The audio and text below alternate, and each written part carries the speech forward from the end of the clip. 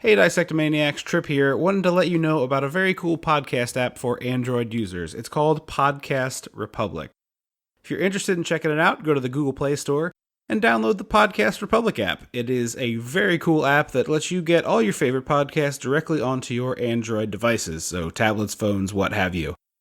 You search for the podcast you want to listen to, and you make them your favorites, so you have them all just a click away. So if you do want to check out a new podcast app and you're an Android user, head on over and check out Podcast Republic, and make sure you set Dissecting the 80s as a favorite so you don't miss any episodes from us. Once again, that is the Podcast Republic app, a new friend of the show. Thank you guys very much. Welcome to Dissecting the 80s. I am Trip Lano, one half of the Mega Podcasting Powers. And with me, as always, is my tag team partner, a man with a proper appreciation for the felt creations of Mr. Jim Henson, the Macho Mandrew. Andrew Lano. And I think any red-blooded American should, as Sam the Eagle would agree. Well, certainly he would agree. I realize that you're doing the podcast equivalent of subtweeting to one person in particular that both of us know, but I don't think she listens to the show enough. My first note is I was like, oh, I have to clarify that this first note is not an attack on her character. Because I wrote, who doesn't love the Muppets? They're pure joy. And then I was like, oh, that sounds like I'm attacking someone I know. Yes. So we watched the Muppets Take Manhattan as the second part of Takes Manhattan. So you know what that means. We gotta go back. We gotta go dissect the 80s. It's your Broadway show. Something's gotta be done about your Broadway show. When the mega powers explode. I'm talking about the 80s. Oh, yeah. Great Scott. Cream of the crop.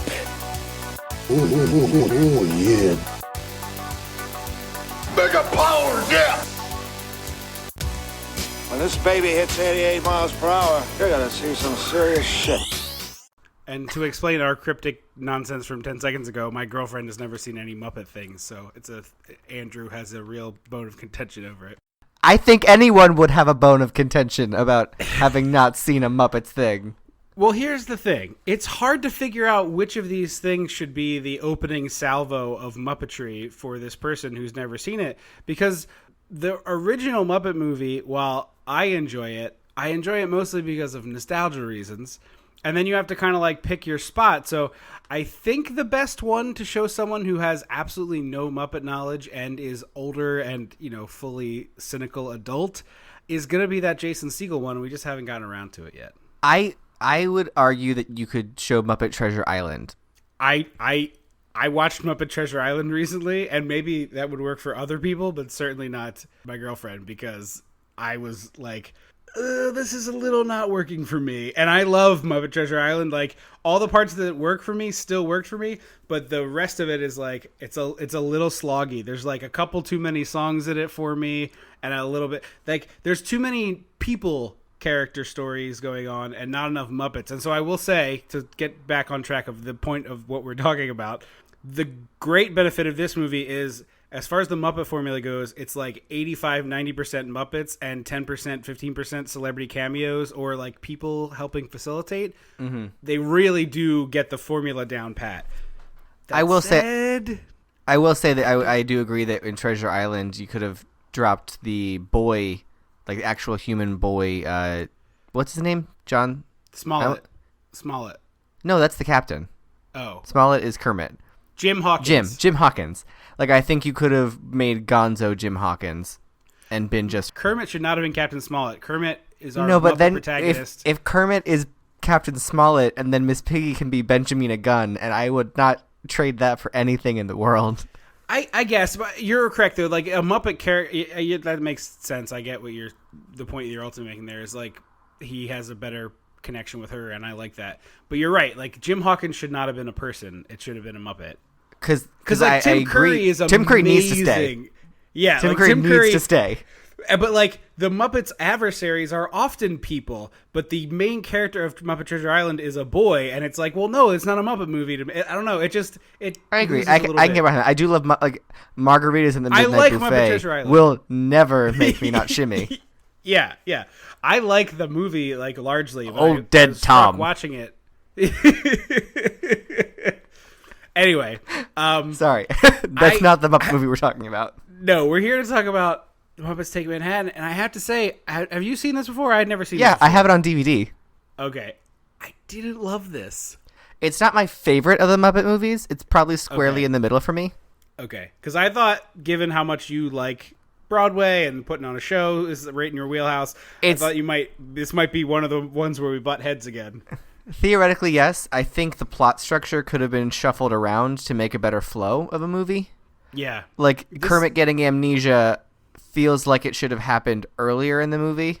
Yeah, I agree with that. Let's do the thing, and we'll pick those threads up as we get to them. Did you hear that really off-the-rails episode of Dissecting the 80s where they just dove right into how to make the movie better and didn't talk about the movie?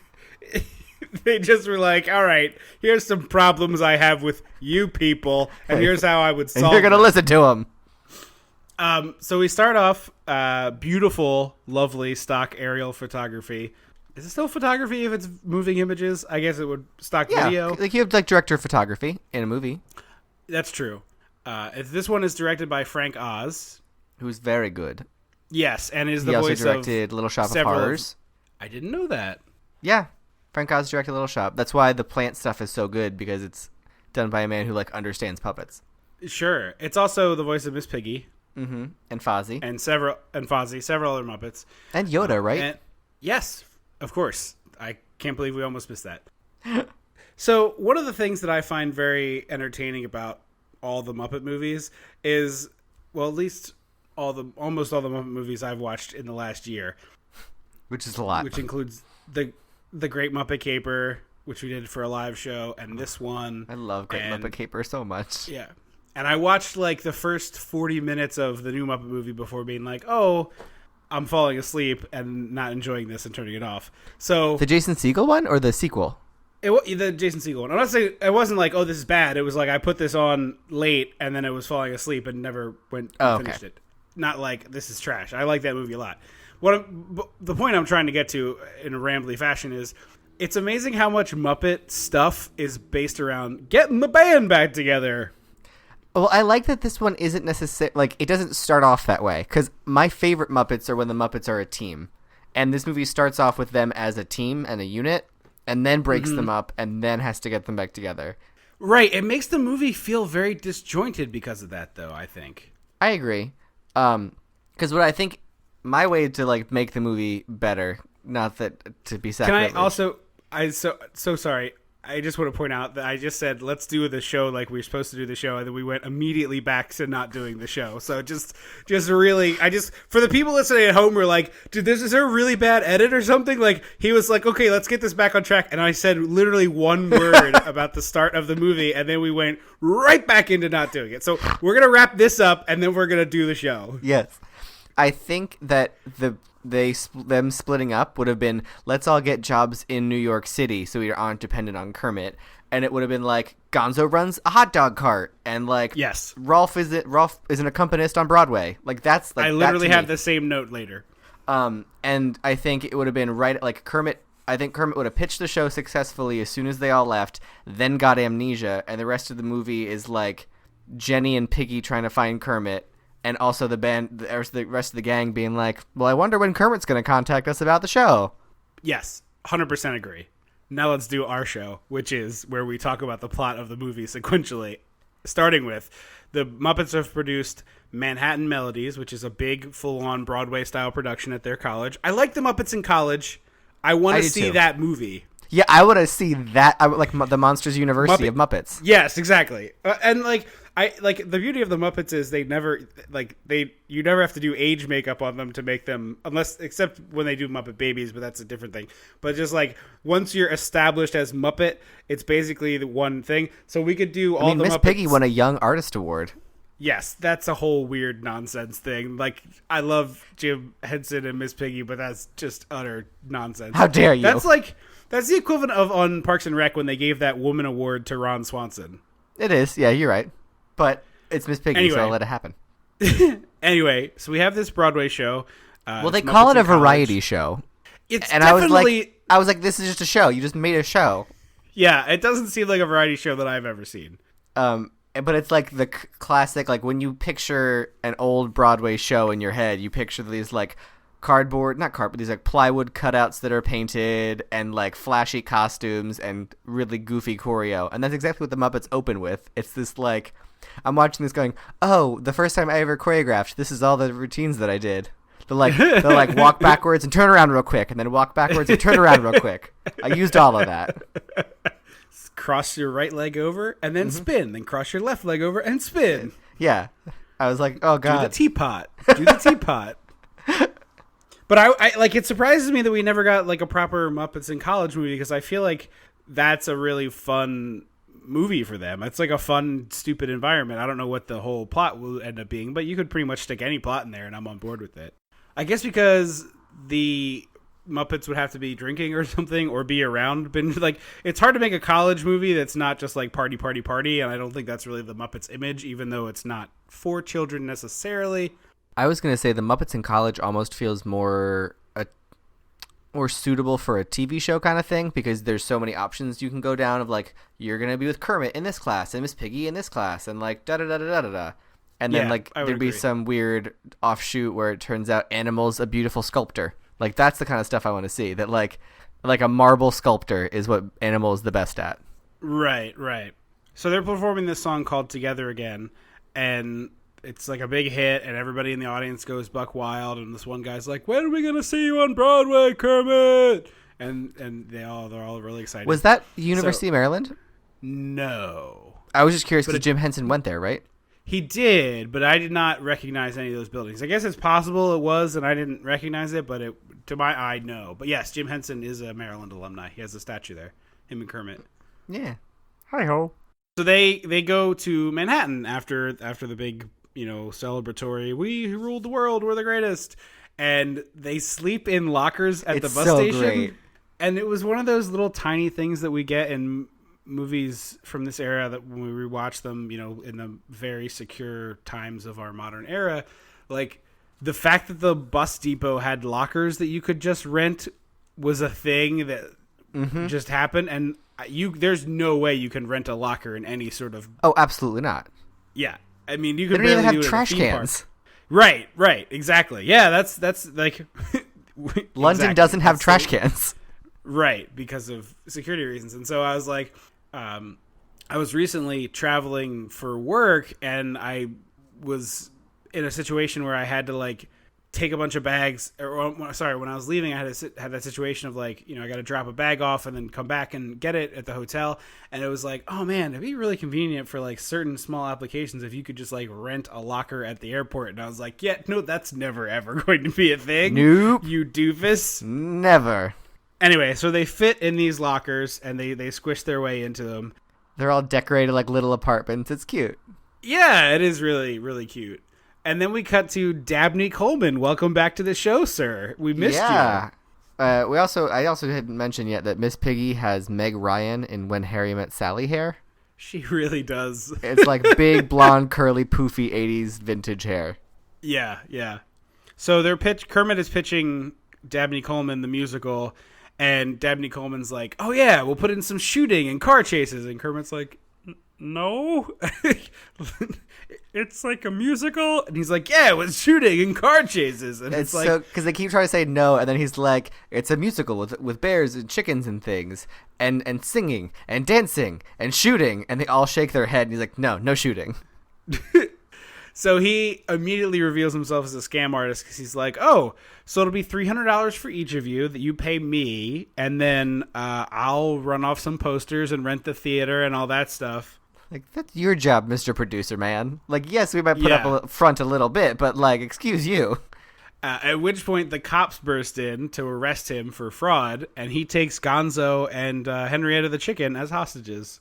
And then Animal jumps on him from the door jamb. In a move that I used to, like, he's, like, splitting the door jamb with his feet like I used to do when I was a little kid, climbing all the way up, and then jumps on him, and they, like, have a slapstick hallway chase. There's a lot of Muppet legs and feet in this movie. Like, it's more than weird. normal. It's weird. Yeah. But cool, because you can't, like, it's not like clockable wires or anything, but it's still, like, ugh. Yeah. It makes me uncomfortable to see Muppet feet. No, I don't I get just uncomfortable unless I see like Muppet bike riding weirds me out. That's also in this movie. It is in this movie.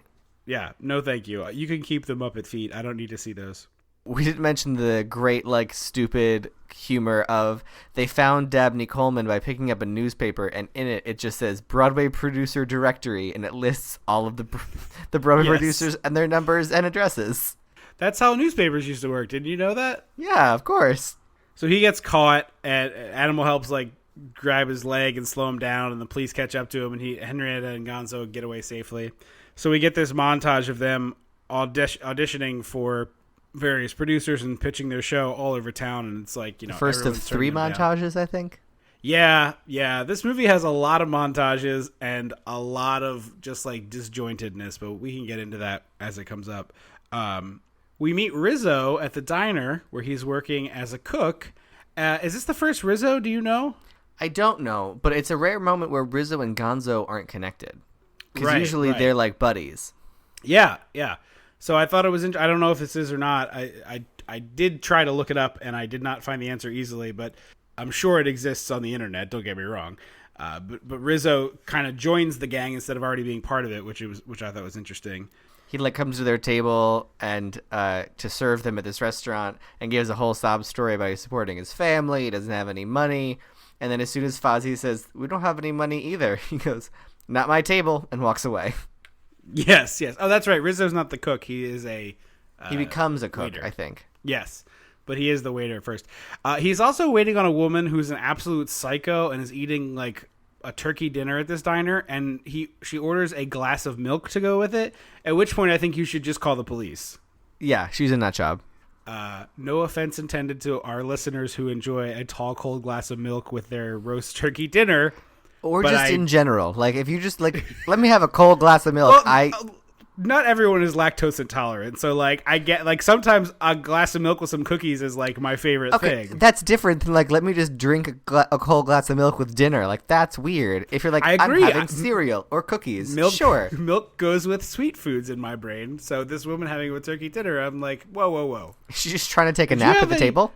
Yeah, exactly. That's a good way to go to sleep. Did you have any friends growing up that you found out were like milk at dinner houses and were like struggling to deal with it?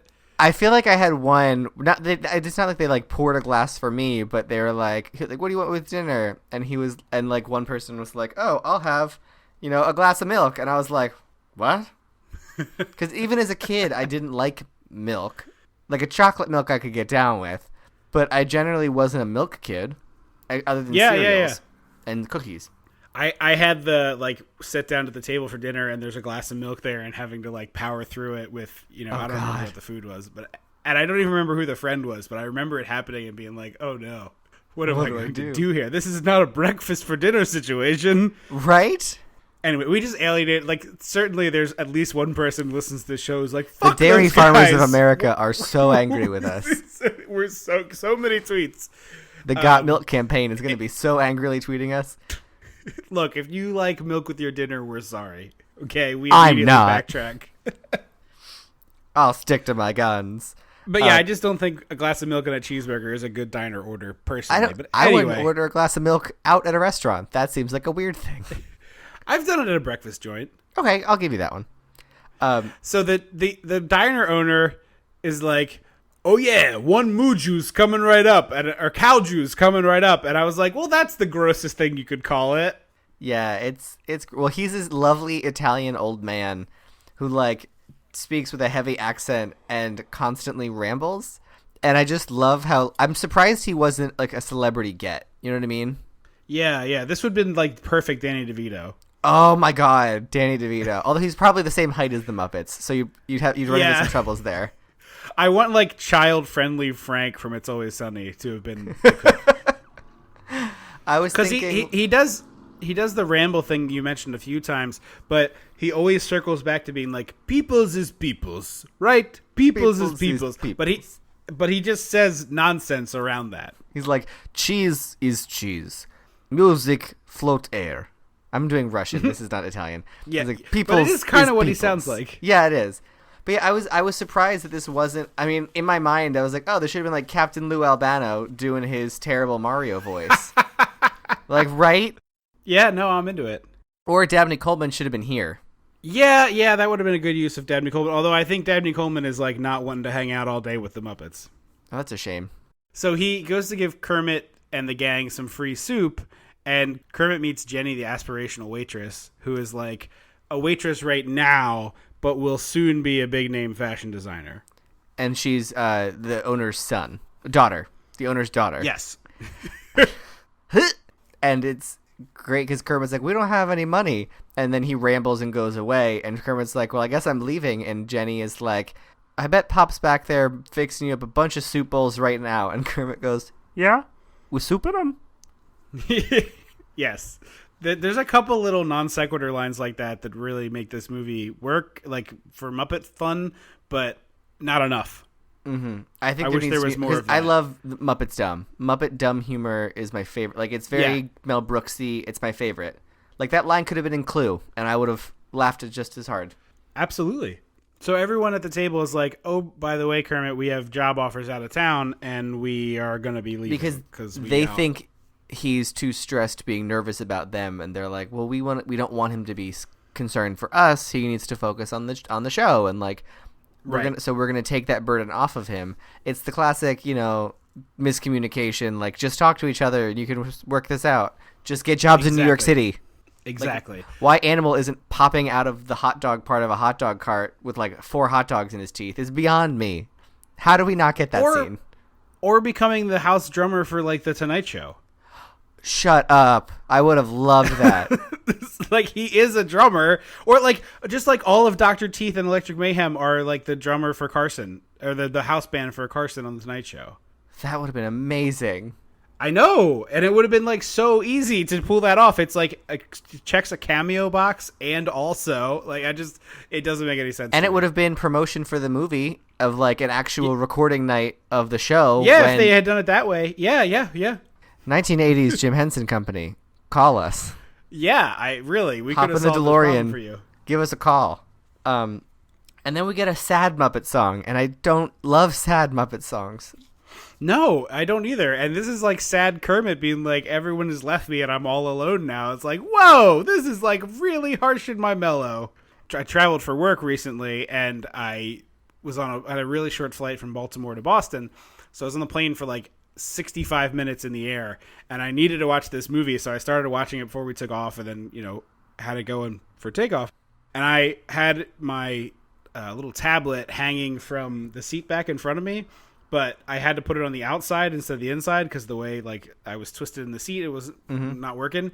And so all I could think of is like, a bunch of people on this plane think I'm a freaking psycho because I'm watching a Muppet movie and taking like notes as the movie goes. Like, I was like, a bunch of people on this plane are like, this dude has a bomb in a backpack. Like, this dude is a problem. Well, as I was watching the movie, a friend came over, and he was like, I was like, hang on. He was like, you haven't seen this movie before? And I was like, no, I have a couple times, but like I have to watch it and take my notes on it. And then I like flipped through the notebook, and he was like, oh wow, you really take notes on these? And I was like, yeah. And he goes, couldn't you just go on like Wikipedia and use the like plot summary? And I was like, no. I have to write jokes and observations about the movie. I was we pull up Wikipedia. These aren't notes of like. It's not a recap show. Forget the plot. Yeah, it's like we frequently forget the plot of the movie. This is for me to make stupid goofs like, oh, I wonder if the Uber driver would fit there. Right? I feel like, okay, there's one Muppet character who I think did drive a taxi. He's a taxi driver in, I believe it's The Great Muppet Caper, when he like crashes into the Heartbreak Hotel. Yes. He is the Uber driver. No, he's not Dr. Teeth. He is the Uber driver. The random Muppet. The random Muppet. I look at his face. I'm like, you're the Uber driver. Hey guys, there's some gum and some water in the back. He is the Uber driver. No. So everyone leaves. We see the biking Muppet. Yes, which is unsettling. It is, and it ends with a really great shot of it's Scooter on a black background and big in the center, surrounded by little faded circle versions of all the Muppets singing the final song, like the notes of the song, and then it fades into Kermit's face, and I was like, why don't they make movies like this anymore? Like, it's a children's movie that is well shot and well crafted and funny for everyone. Like, what happened? That kids' movies today are like, fart, twerk, here's a popular song. Shrek is the answer to your question. No way. 100%. The Shrek was the first movie that was like, we're going to do pop culture jokes and modern references. And it made like, I don't know how much money Shrek made, but like conservatively a fuck ton. And literally after Shrek, children's movies changed. So you either had like the Pixar crew of like, we're making art for children, or the other people, exactly what you said, like twerk, twerk, fart, snap, fart, Snapchat. Like, it's Shrek. It's Shrek. Shrek ruined children's movies. Because DreamWorks movies are hot garbage. I'm trying to remember other than the original Shrek and maybe Shrek 2. The original Shrek and Shrek 2 are both trash. I invite you to rewatch them and join me on this island. Okay. It's insane how dated that movie feels because everything in it is jokes about other movies. It's almost as bad as those like Friedberg Seltzer disaster movie type spoof movies. Oh, I didn't know the names attached to those movies. I just know them as blank movies. Yeah. It's Aaron Friedberg and something Seltzer. I don't remember the other guy's name, but yeah, I'm telling you, man, Shrek does not hold up. Like, there's a joke in that movie where Princess Fiona jumps in the air and freezes, and it does Matrix. Oh, they do a Matrix joke? Yep. And it's like that was already, I think Shrek came out in 2000 or 2001. Yeah. Right in that ballpark. Because I remember seeing it as a counselor in training at camp. It was like a special treat. They like took us to the movies one day. And I remember thinking even then, I was like, I'm a little too old for this. And then The Matrix at that point was at least 2 years old. Mm-hmm. That's fair. So you're like, it's already like on the edge of dating. But yeah, man, I know people love Shrek. I know people are out there like frantically looking for their unsubscribe button. I just killed like all of our recent progress and new listeners. Welcome, by the way, if you're new to the show, we're glad to have you. Because like yeah, Shark Tale is terrible. Yep. I'm struggling to remember other DreamWorks movies because they're all bad. Kung Fu Panda, I remember thinking was not awful. Yeah, I mean it's a Jack Black vehicle about a panda who does kung fu, so it's already a low bar. Right. But they like if they have a good franchise, a good movie, they're like we're gonna make 7 sequels until people don't want to see them anymore, and then everyone gets like people got tired of Shrek, people got tired of Kung Fu Panda. Except apparently our appetite for Minions will never be whetted. I am over it. I've been over it. I was over it when I finished watching Despicable Me, which I was like, that wasn't that funny. And also, what's up with the weird yellow monsters for the whole thing? They're in their 4th movie. Not the Minions themselves. They were major parts of the 3 Despicable Me movies, and they got their own movie. Yeah, I knew that. And they have apparently a character breakfast in Universal. I would rather pull my toenails out with a pair of pliers. Yeah, that's the Minions. It must be like a if you have kids thing. I don't know. Maybe. Like didn't they also do Sing, or was that a different terrible movie company? I think that was them. Yeah. It was just it's basically so DreamWorks makes the ones that are like twerk twerk fart pop song pop song pop song. Yeah. God, why do you make movies? It's just, like those are Uncle TV babysitter movies. Yeah. And then I guess Pixar does do that. I still haven't seen Coco because I was like, a Pixar movie about death? No, thank you. It comes to Netflix. You'll work it in no matter what. I don't need to see your whole movie about death. Well, it comes to Netflix at the end of the month, so you can catch it there. I will see it. I will. I was like, I haven't had a week where I don't feel like smiling. So... But yeah, anyway, I think Shrek is almost directly responsible for the ruining of children's movies. So bummer. That's my hot take for the day. Also, we're doing the thing we do when we really don't like a movie, and I want to take a like halfway. We through love the movie. Temperature. We'll like the movie. I love you like. Okay. Because I was gonna say, I was like, I don't love this. It's not trash, but I was okay. That's all I wanted. But when I was a child, I had one of my CDs in my little CD collection as a kid was a Muppets collection, and so it was the sound on one disc. It was the soundtrack to this one, the soundtrack to The Great Muppet Caper, and I think the original Muppet movie, as well as like 15 songs from the TV show. So it was like a 40-track CD, and I remember listening to these songs a bunch on my little like anti-skip Discman. Yeah. My lime green anti-skip Discman. So Pete needs help at the diner, so he hires Rizzo's friends, who are all rats, and then Kermit as his dishwasher. Mm-hmm. And Miss Piggy, we see her incognito, like trench coat up, spying on Kermit. Like, so she hasn't left the city yet. Right. And so Kermit at this point is wearing a disguise, and I guess he's supposed to be like 70s. He looks like Tootsie. Guy. He does look like Tootsie. He's wearing this like fro-y type wig and these wide lapels and this like 70s era suit. And like, if you're gonna do that, you need to put a little cocaine smudge on Kermit's upper lip, by the way. Oh, right. So the Muppets can't go to college because they can't be around beer drinking. But this movie needed a cocaine smudge. It did. It would have improved it. But he's doing this. Take your filth out of my Muppets. He's doing this like snap fingers, snapping fingers like, "Hey, Jackie, baby, you read my script yet? It's a dynamite script. You got to check it out." It's Buffo. He's like, what's the guy, the 80s businessman in Futurama. Right, but he's doing like New York tough guy and then claiming to be from California. And so I was just like, I don't know I don't follow the bit, Kermit. I don't follow the bit. I loved the bit because it was classic little kid logic of like, oh, just walk in like you own the place, and no one will like it basically imagine Kermit as a child with a fake mustache and like in the getup being like, "Hey, never change a thing. I'm gonna go back to the meeting. Hey, Jackie, how you been? I love The Office. Don't change a thing. You read this script. It's a hot script. You gotta take this script. We gotta do lunch. I gotta go." Like as long as you don't stop talking, they won't catch you. Exactly. And it's John Landis in a cameo here as the guy who Kermit's trying to sell this script to. And he, as soon as Kermit leaves, just hucks it right in the trash, which I appreciated.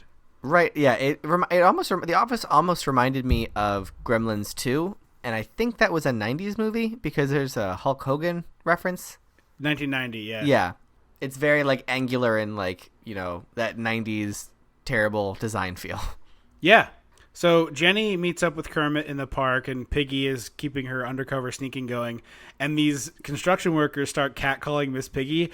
And there's like a few things that I really love about Muppets. Muppetdom, you already talked about, I also love. But I also love when people see the Muppets and treat them like humans. So it's the my fact favorite. that these dudes... Yeah, the fact that these dudes are all like straight up hitting on Miss Piggy as if she's not... Even if you just want to be like, okay, throw away the fact that it's a felt puppet and it's representing like an actual pig, anthropomorphized pig. It's like, well, now they're hitting on a pig, but they just like, they're like, "Hey, Toots, hey, you want a little shake with them fries?" Like, and then, but like, then they start going like, "Suey," and I was like, okay, yeah. we're veering too far. Like, let's course correct a little bit. Yes, you're making me uncomfortable. So I remembered certain things about this movie and forgot others. And in my head, I was like, oh, does Miss Piggy, like, beat them all? Like, she should just, like, take a bar and, like, go down the line and knock them all out and then go back to watching? Would have been better. I would have liked that. But no, she's watching Kermit and Jenny, and because Kermit is a tiny Muppet, he's very awkward to hug. Yes. So anyone who hugs Kermit does this, like, haunch, like, your shoulders, gently put your hands on the puppet, but don't, like, do anything. It's very weird to look at. And so when Piggy sees this, she hulks out, as Miss Piggy does, because she's my favorite, and like bends a steel girder and then destroys an old oil drum.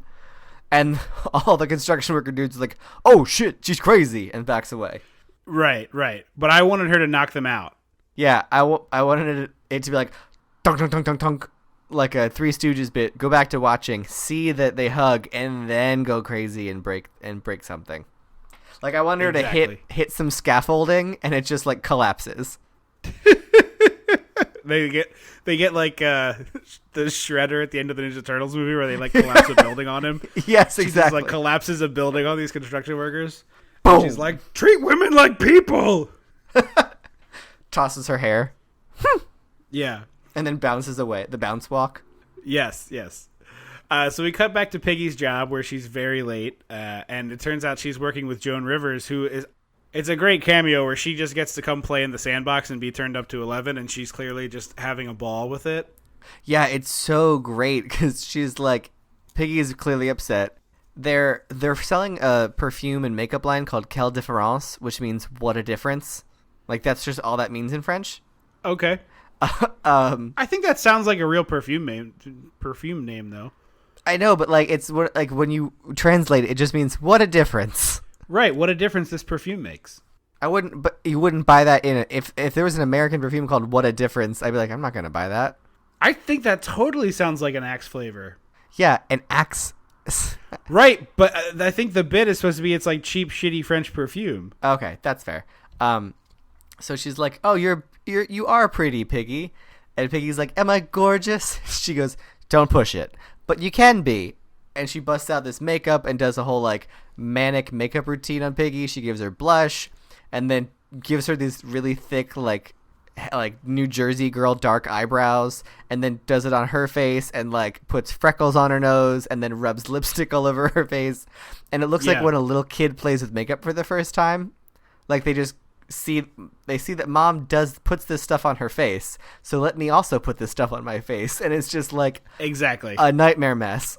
Yeah, no rhyme or reason. In a movie, you're used to seeing this kind of silliness and being like, and we fade to black, and like this is a cute moment from Miss Piggy.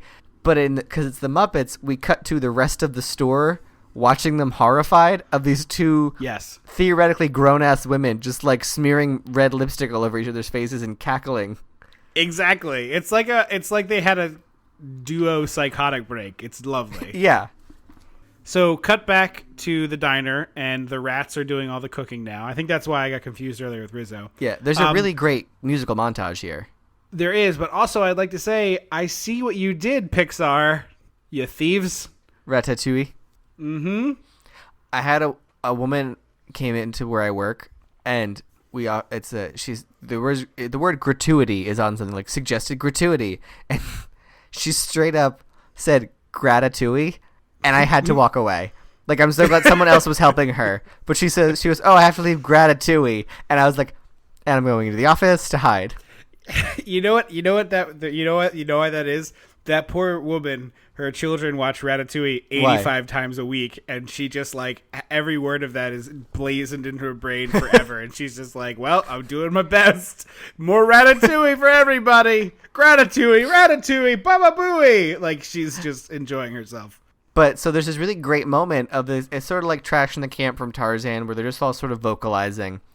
But there's one of the rat puppets is skating on butter pads on the stove, and you can see the like trail of butter and the sizzle. One of them is riding an egg beater like it's a bike. It's like really cool looking because it's so well done.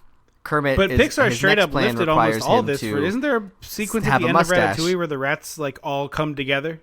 I think so. I mean, I saw Ratatouille once, and I was like, that's enough for me. Yeah. But I feel like at the end, like a bunch of rats started cooking. That seems right. Like, all the rats had to come together, like the restaurant run by rats.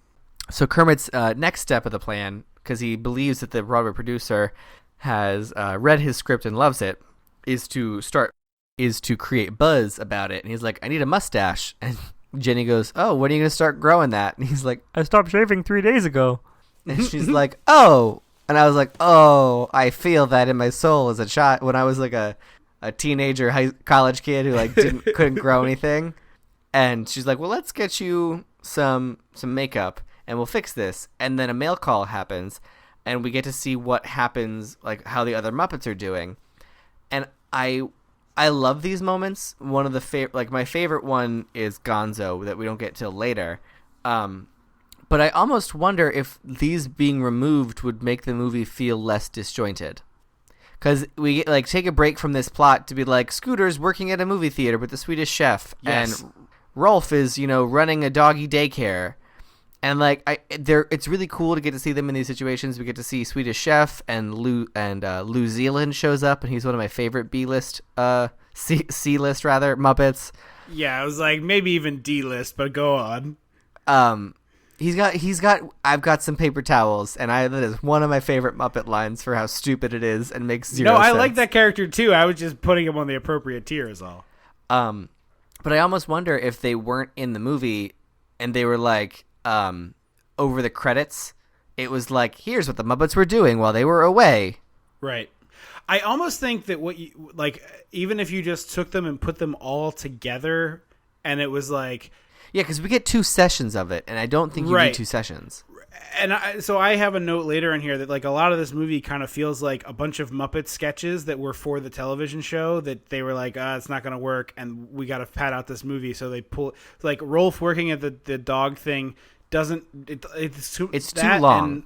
It is, and it's also completely disconnected from the rest of the movie. Like there's this like froofy dog Fifi, and the owner's an a-hole, and it's all this stuff, and none of it ever comes back. Like he doesn't like liberate Fifi the dog and steal her from her terrible owner.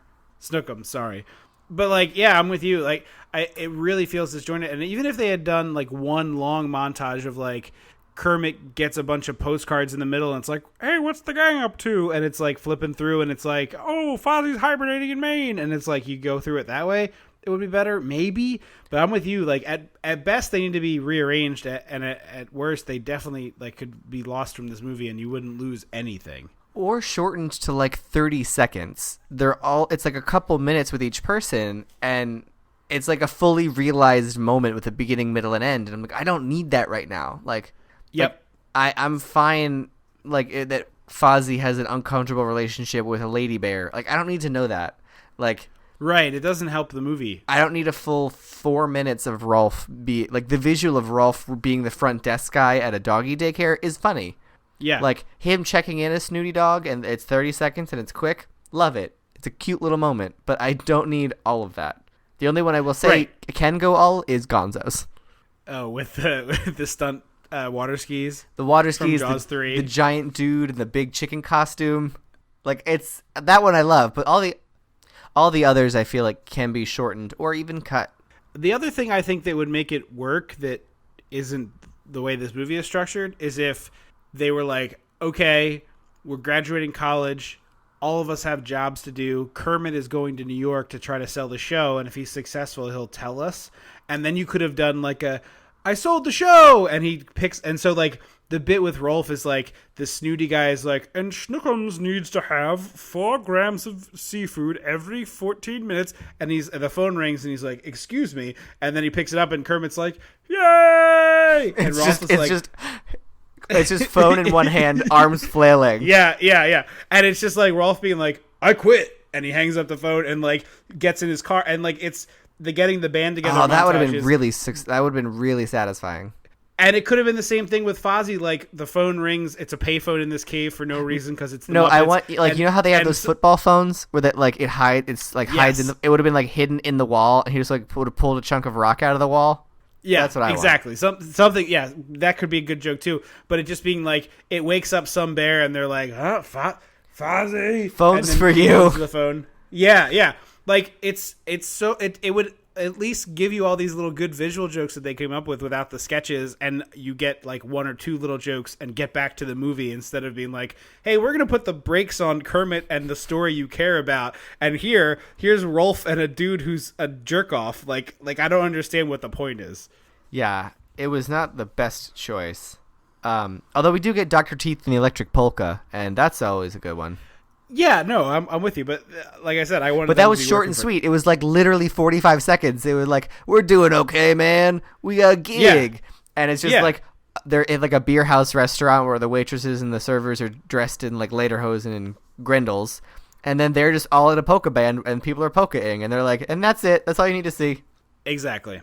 So Kermit puts on a mustache disguise. And he goes to... I really love this scene, actually. But this is another scene where it just is totally a sketch that was from The Muppet Show. And it got put in the movie.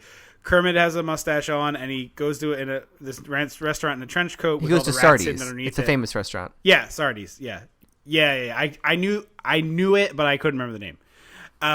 I certainly recognized all the caricatures. So the big hook at Sardi's is all the celebrities who come in have a caricature on the wall, and so Kermit takes down Liza Minnelli and puts his up, and I'm like, oh, cool, we're about to get a Liza Minnelli cameo in this movie. Like, that's definitely what this is leading to. And, like, of all the celebrity cameos, the people like Joan Rivers and Liza Minnelli, who are like very large personalities, are the perfect fit for the Muppets because they get it and will just lean into their thing. And so, like, I know what I'm here for. Yeah, and so sometimes you got lucky with like when Prince was on the Muppet Show, he did Raspberry Sorbet, which is like hilarious, and all these other great funny songs that he did because he also was a big fan of the Muppets. But looking at Prince, I would never have been like, oh yeah, he's definitely the kind of guy who's going to be like Raspberry Sorbet, and it's going to be great on the Muppets. Like never would I have guessed that. Yeah, like yeah. So. The Muppets bring out the best in people. Yeah, but with someone like Liza, I'm like, oh man, I'm excited to see what she's gonna do because she's definitely like it's a Chekhov's Liza Minnelli. It's if there's a Which Liza is Minnelli, a sweet Chekhov. Yeah, so his plan is to have all the rats scurry under the tables and whisper about how Kermit is a famous Broadway producer for Manhattan Melodies. And it works, so the whole restaurant is staring at Kermit being like, ooh, did you hear about Manhattan Melodies? That sounds so exciting. And then Liza comes in, like young Liza with mini mullet walks in and sees everyone staring at her direction because she's standing in front of Kermit. And she turns around and she's like, did I do something wrong? and asks about why her picture's not up there.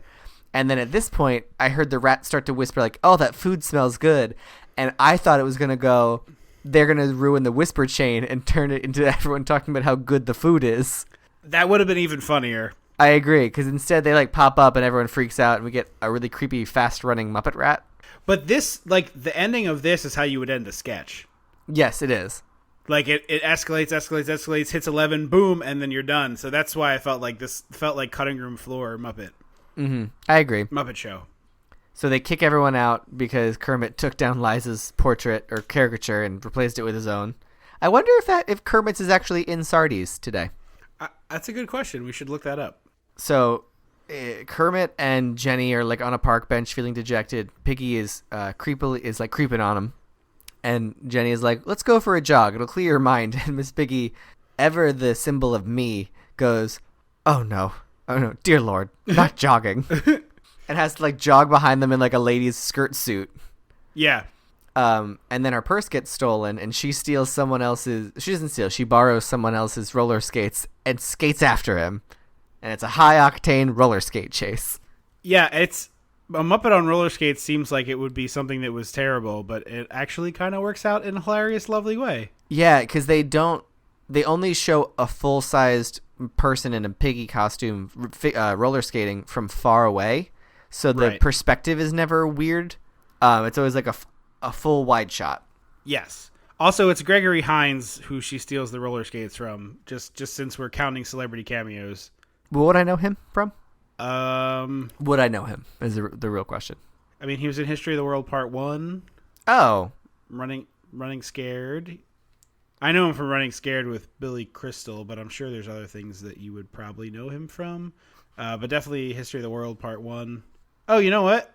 This is early enough in his career that it wasn't a cameo. It was Gregory Hines as roller skater. That's funny. Oh, it's the roller skater, not the... Oh, I thought you were talking about the thief. Skater. Okay, yeah. I recognize the roller skater. No. Okay, yeah. I also love that Piggy comes off the top rope with like a perfect frog splash. Oh, it's so great. to catch the guy that stole her purse, she leaps off a rock and it's like this beautiful splash. Well, so I'm watching this and realizing that the way it's shot... Because it's the purse snatcher running from Miss Piggy through the woods of Central Park, and it's got this like bouncy, fun chase music, like 70s cop chase music. Yeah. But I was like, if you cut this with like, this would be a horror movie chase with like, because it's like close ups on his feet crunching leaves, and he's like stopping to catch his breath and look around, like. You could easily just drop in new music and it would be like Miss Piggy, the serial killer, coming after her next victim. Definitely. I also like that they sprung for the budget to actually fake Central Park. Like they did, like, I don't know that they actually shot in Central Park, but I believe they were in Central Park instead of just like, No, they were. Oh, I don't know. We're just going to put some toxic waste all over this place and Jason will punch people. It'll be fine. No one will know the difference. Yeah. I don't know that they actually filmed this in Central Park. It's pretty easy to fake that in a way that Well, totally I mean, it tricks was your shot brain. on location in New York, a lot of it. Oh, okay. I also just read a note that the woman who played Jenny said that during filming there was a camera problem, so the jogging scene was delayed, and a little boy passing by approached and started talking to Kermit and was completely not noticing that Jim Henson was operating him. And so while they're fixing everything, Jim Henson is just sitting there having a full-on conversation and performance with a little boy. So I've read a couple different articles where people who like the Muppets get a chance to interview them, and every single one of them says you feel like you're interviewing Kermit the Frog or Miss Piggy or Rolf. Sorry. Like Rolf. Rolf. Yeah. Like you're sitting there with a person and the puppet, and you can see the puppet and the operator and you can see the puppeteer's mouth moving, but something about these creatures, like, you just totally buy into it. And I always thought that was a little weird, but then I watched the announcement or Comic-Con panel of the Muppets when they did that real short show on ABC that was kind of like I heard it was pretty good. It's I watched all right. a couple I mean, episodes. yeah, whatever. I mean, it's fine. I always enjoy more opportunity with the Muppets, so I thought it was an interesting idea. But at this panel, the puppeteers were sitting up there, and some of these puppeteers do 2 or 3 or 4 Muppet characters, and there was a scene where one guy pulled out 2 of his Muppets and was like talking to each other. And even in that scenario, I was totally focused on the Muppets. So I could totally see this kid would not even like have thought about the fact that Jim Henson was there. I agree, yeah. Also, the portrait of Kermit is a permanent fixture in Sardi's. Oh, nice. So we take a Central Park carriage ride because we're in Central Park, and we see Statler and Waldorf nearby, which is always a hoot. I'm a big fan of them. They're back. I love them. And then we do a flashback to Muppet Babies, but puppet style. Well, it's not it's the first. This is the first iteration of Muppet Babies. Yeah, I'm saying, but we flash back to the Muppets as babies. Yeah. Sorry, I should have. Yeah. I think Baby Rolf is my favorite of the Baby Muppets. He's going so ham on this piano. It's just like going to town, smashing his hands up and down. Yeah. It feels like the pianist at the end of Sister Act when they sing "I Love Him." You know what I mean? Like the banana. Yeah, I just like that's what it feels like to me. I wrote down Ben Folds, which is a little bit more contemporary of a reference, but not that contemporary of a reference. Yeah, I mean they're both good references to specific audiences. So Piggy's working as a waitress, and we get another mail call, and this is the point where the movie kind of lost me. I'll be honest, because it was basically the same exact thing that we just did at mail call, except checking in with some other Muppets, and it was just like, why are we taking a break for random sketches? And I loved Gonzo doing the Jaws 3 water ski thing, and we already talked about this a little bit, but it's like, ugh, like why are we doing this in 2 separate blocks? I agree. I almost wish, because I don't know if was it a direct reference to Jaws 3, or was it just like, I was gonna say, because if it was, I would have loved a giant Camilla shark, like I a would giant be here for that, like a beak. The beak comes out of the water like the fin.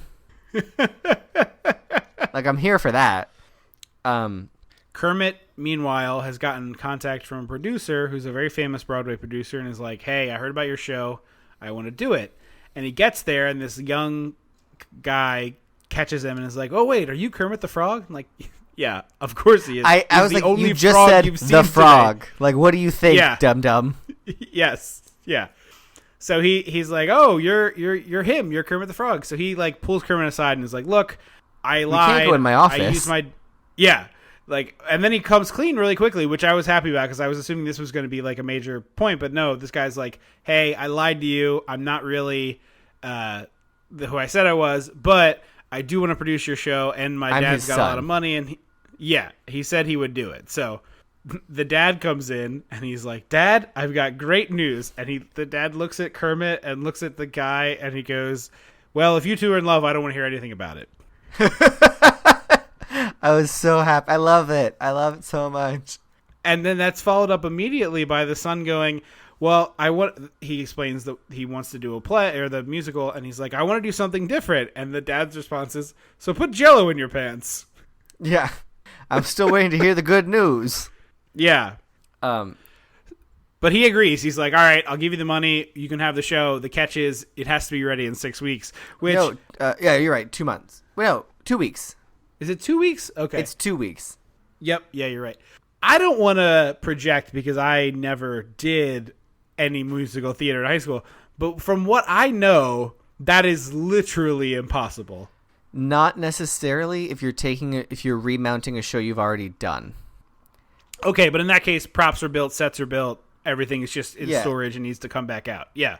So I think the creation of the show is mostly them building the sets and stuff in New York, but also, I mean, the sets that they created were not built in 2 weeks. I will tell you that. Yeah, no, for sure.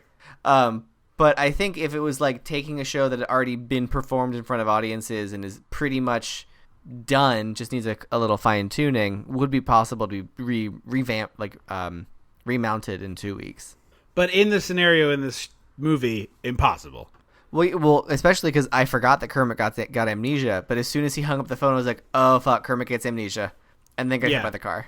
Yeah, Kermit gets hit by a car. And this is another thing in this movie. I think you touched on it earlier and said it would be better if he got amnesia like in the first 20 minutes. And I agree with you. Like, it's supposed to be the sort of like all is lost moment. And you like, oh no, our hero is going to pull through and do this. But it just ends up making the movie feel even more disjointed because at the point where the band finally gets back together, Kermit's not in the picture and he's like selling soap or whatever. It should have been like Kermit gets kidnapped. Yeah. Like that's what I feel like. Kermit gets kidnapped and the gang is like trying to find him is better than Kermit gets amnesia and has a whole B plot of being a soap salesman. Yes, and I'm like, there's so much time spent on Kermit being good at selling soap, and I'm like, yeah, he's good at everything, but why is this in the movie? And then there's all the alliteration of Bill, Jill, and Gil, and something from the grill, Bill. Soap makes me ill. And I'm like, shut up! Just shut up! Yeah, He should have been so much time. He should have been kidnapped by like a rival Broadway producer and be like, you're going to write for me instead. Like, that's what it should have been. Yeah, or just like anything but what it is would be good to me. Yeah, we get some more old man Italian ramblings. I think Jenny sometimes reminds me of Kristen Ritter. Yeah, definitely. Who the audience might know from Don't Trust the Bee and Jessica Jones. Yeah, she is Jessica Jones. Just to give a reference point to people who don't know her by name, like the two of us. I also love the part where Kermit is in the hospital with amnesia, and the nurse is like, well, your case is hopeless. Here's some clean clothes. Good luck. Like, really a picture of excellent healthcare in New York City. That feels like accurate, though. Like accurate healthcare assessment. No, you're not wrong. You're not wrong. But the best is she goes, so you were found with no ID and totally naked. So I looked into some nudist colonies to find out who you are. And I was like, I thought that was really good. A solid jump. And she goes, you are Mr. Enrico Tortellini. And he's like, I don't think that's right. The other great thing about this, like, it's the subtle things in the Muppet movies, which is weird because usually Muppet movies are over the top, but it's the little things that to me make them, like, they're not kids movies, they're like everybody movies, is that when Kermit gets amnesia, his voice is completely different. Yes. It's like it's the same, like, oh, I guess this is me, but it's all very flat monotone levels as opposed to his usual, like, is anybody piloting this ship? Yeah. So he gets this ad agency job, and we get a montage of the gang like trying to find Kermit and also putting the show together. And Kermit, meanwhile, is like just very good at selling soap. And it's really frustrating that it's roughly equal time spent on Kermit being good at soap and the Muppets putting the show together. It's just like, you introduced one of these things 80 seconds ago, and the other one I've been here for 80 minutes. Can you stop cutting away? There's 10 minutes left in the movie. What are you doing? Just show me them preparing for the show. But then there's this really great moment where, who is it? Oh, so the Broadway producer is like, so I know we open tomorrow and we still have no Kermit, but we have to pull together, gang. And Rolf goes, who is he? And Jenny goes, that's so-and-so. He's producing the show. And then Fonzie goes, who's she? And I was like, oh, right. None of the Muppets other than Miss Piggy and Kermit know who these people are. Right. So So we get a Kermit search montage. right. That's Where what I'm I saying. think they talk- It's a Kermit search and the soap stuff. Like, it's a simultaneous back and forth montage where it's like, we're putting on a show, making costumes. Hey, have you ever considered buying soap? And you're just like, what are we doing? The only reason you should have had a conjunction soap montage with search montage is it should have been a series of near hits and misses. It should have been like Kermit goes in a revolving door as someone comes out a revolving door. Like, that's what it needs to be. Although I don't know how you would get a Muppet in a revolving door. No, that would be rather challenging. But the idea is good. Yeah. How it eventually gets resolved is Kermit and then the three rhyming other frogs go to have lunch at the diner where everybody is. And Kermit is like sitting at the table and he's clinking the glasses on the table to the melody of the big final number from Manhattan Melodies. Together again. Yeah. And so the other Muppets like gradually look over, and then finally it's like, oh my gosh, it's Kermit! Hooray! Except Kermit doesn't recognize anybody. Mm-hmm. And they kidnap him, which Yes. is like your plot, but weirder. Yeah, it is. For some reason, I thought Miss Piggy hits him here. Because as soon as this pieces started to flood back, I was like, oh, Miss Piggy hits him again and his memory comes back. And for some reason, I thought it happened here in the diner because that would only make too much sense and not feel we didn't need to go all the way to the theater to have him still not remember everybody and then get hit. Like, he could have been fine now. Like, we can make him fine now. Yeah, exactly. Instead, we get the sequence where they go to the theater and Kermit still doesn't know what's going on. And then we see Fozzie Bear without his hat. It's so weird. It's so upsetting. I really do not care for it. Because the shape of his head is the same shape as his hat, which is like cartoonish and ridiculous. It's very Ernie or Bert. Which one is the pointy head? Yeah. The yellow one. I Ernie? think that's Bert. No, Bert. Yeah, that's Bert. It's like this it's like a round it's like a teardrop shape, and it's very unnerving. Agreed. With no hair up there, it's really unsettling. So Piggy hits him and he's like, "Where am I?" And the Broadway producer goes, "You're on Broadway. You go on in 5 minutes." And I was like, I would throw up if I woke up. If I woke up and someone was like, "You're on Broadway and you're on in 5 minutes." You're like, "Bring me a bucket and a script." Okay, I'm good. Well, at least he wrote the script, so That's he true. has that going for him. That's very true. I also want one of the jackets they perform in. It's this like purple, silver, gem in the holograms glitter number. It's very ridiculous. Yeah. They're so they have singing this cakes. Yeah, there are singing cakes because the first show number is somebody's getting married and everyone's very excited about it. We don't know that it's the first number. We just know it's a number somewhere in their show. I thought they said specifically like the first number is somebody's getting married, but maybe not. No, it's I think it said the first song is "Look at me, here I am, right where I belong," and then it ends with "Together correct. Again." I think. But we get to the wedding part and the Sesame Street gang is there, which is great. Like I big love birds in it. the back, but no Fraggles, which I was a little cheesed about. I mean, maybe because they're supposed to be tiny, right? Yeah, I guess. But what we do get is these really horrifying potato babies. Oh my god, I hate them so much. They look like actual potatoes that can talk, and I guess they're supposed to be human baby things. They are, but because they're next to old women. And old women are creepy as hell too. The old women I'll forgive more because I've seen that character before. I've seen Old Lady Muppet before, but I've never seen this potato face baby Muppet. The potato baby Muppets are really deeply unsettling. I want to take that image out of my brain, like just slice out that little bit and throw it away. Just like lobotomize real quick. Then we get so basically the back one corner is Sesame Street. The front corner of that same section is all the pigs from like Pigs in Space and stuff. Right. The back left corner is all the frogs from the first Muppet movie where Kermit's in the swamp. And then the front half is like the classic Muppet gang of like Sam Eagle and everybody. Yeah. And so they Kermit and Miss Piggy get to the front of the aisle, and a real priest comes out, and Kermit's like, "I thought Gonzo was playing the priest," and Piggy's like, "Hee hee hee." And it's a switcheroo. And they really get married. It's lovely, and I forgot how lovely the Walking Down the Aisle song was.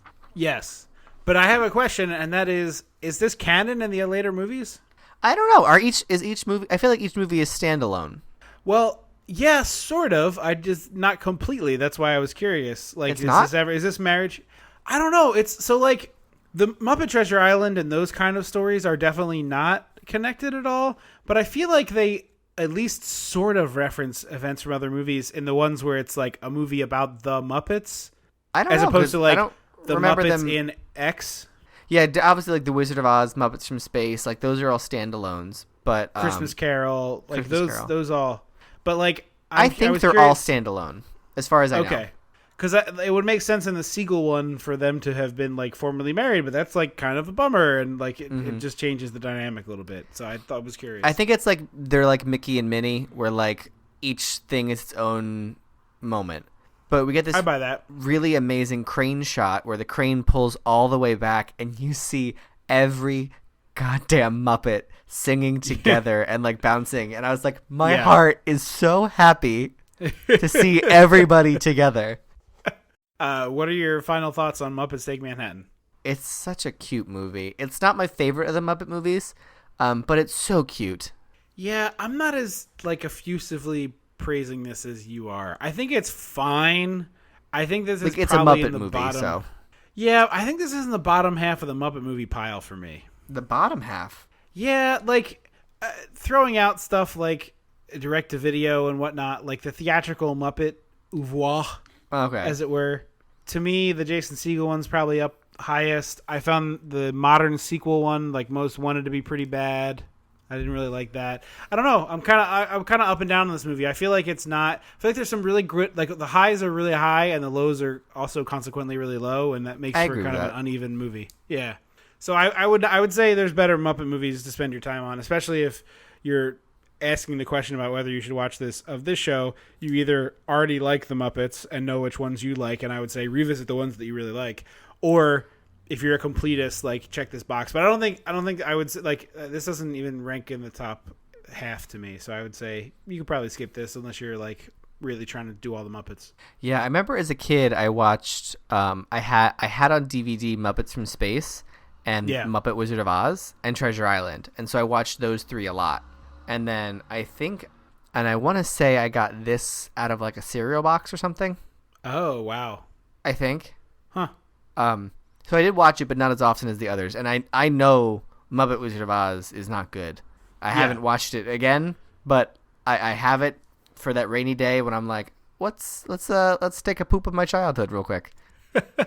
I think you should put Shrek higher on the list for that. Okay, fair enough.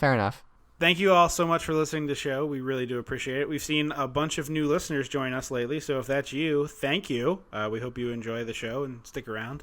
If you have not done this, we would love if you could take the time to review the show on iTunes. I know it sounds like a huge pain in the butt, but it really doesn't take that long. And the bonus is, if you do that, we read those on the air. You can get a hold of us in a lot of different ways. Facebook.com/dissectingthe80s, Twitter.com/dissectthe80s, no ING. And if you want to do something to get in touch with us directly, you can email us at dissectingthe80s@gmail.com. We always love to hear from you. Or leave us a message at the hotline, 856-DISSECT. Final housekeeping note, we are looking for submissions for the 100th episode clip show. We've gotten a couple from some folks. Michelle on Twitter, thank you. She got in touch with us and let us know about one of her favorite bits from way back in the early days of the show. The I would military chuck an bullets. oyster, by the way, Okay. Michelle. I just wanted to clarify. Yeah, no, thank you for clarifying. But if you're out there and you have a favorite bit on the show, we would love to hear it. We're trying to be including as much of that cool stuff as possible. We will be back in 2 weeks. We shall return on June 4th with Wax on, wax off. We're doing the Karate Kid. tying into that Cobra Kai YouTube series. I want to see what goes on in that gym, though. People have told me that they enjoyed it a lot, but they're very old looking, I will say, from the trailer. Oh, the people in the gym? No, it's Daniel. It's the YouTube series is the original Daniel-san and the bad guy as like adult rivals of each other. It's Billy Zabka and Ralph Macchio, like for real. Oh, I didn't realize. Yeah. And the gimmick being like Billy Zabka reopens the bad guy gym as adults, and Daniel-san is like, no way! It's not Shredder, Ralph Macchio. You can calm down. So yeah, we will see you back here very soon. I guess June is going to be remake month because both of our episodes are tying into remakes that are coming out that month. So that There can you be go. our theme. You can also check out my YouTube series coming. Episode 2, Part 1 is coming very soon. The episode is called F2 Grudgment Day. You can look for that in June. That's called Who the F, EFF, Are These Guys on YouTube. Subscribe. We are also on Instagram and Snapchat and Facebook in general, so check us out. Thank you, gang, so much for listening. We really appreciate it. I have been Trip Lano. I will always be Andrew Lano. Until June 4th. Don't you forget about me.